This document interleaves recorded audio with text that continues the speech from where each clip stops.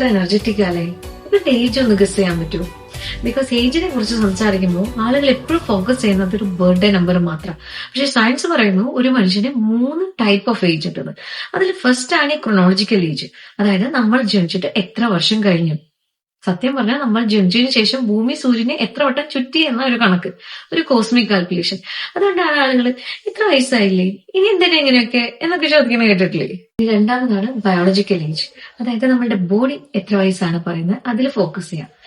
Tom ക്രൂസിനെ എടുത്ത് നോക്കിയാലും Jennifer ലോപ്പസിനെ എടുത്ത് നോക്കിയാലും മമ്മൂട്ടിനെ എടുത്ത് നോക്കിയാലും എനിക്ക് തോന്നുന്നു ഇവരൊന്നും ഈ ക്രൊണോളജിക്കൽ ഏജിൽ ഫോക്കസ് ചെയ്യുന്നേ ഇല്ല. അവർ ഫോക്കസ് ചെയ്യുന്ന ഈ ബയോളജിക്കൽ ഏജിലാണ്. Then the most important mental age, അതായത് നമ്മൾ എത്ര വയസ്സായാലും ചെറിയ കുട്ടികളെ പോലെ ചിരിക്കാൻ പറ്റുന്നുണ്ടോ, then okay. So real age decide ചെയ്യുന്നത് ഒരു ബർത്ത്ഡേ ഡേറ്റിനേലും കൂടുതൽ നമ്മളുടെ മൈൻഡ്, നമ്മളുടെ എനർജി, നമ്മുടെ സോൾ. അതാണ്. ചിലരുടെ ബോഡി ആയിരിക്കും ഏജിങ് ആവുന്നത്, ചിലരുടെ മൈൻഡ് ആയിരിക്കും ഏജിങ് ആവുന്നത്, ചിലരുടെ സോൾ അത് ഏജിങ് ആവുകയേ ഇല്ല.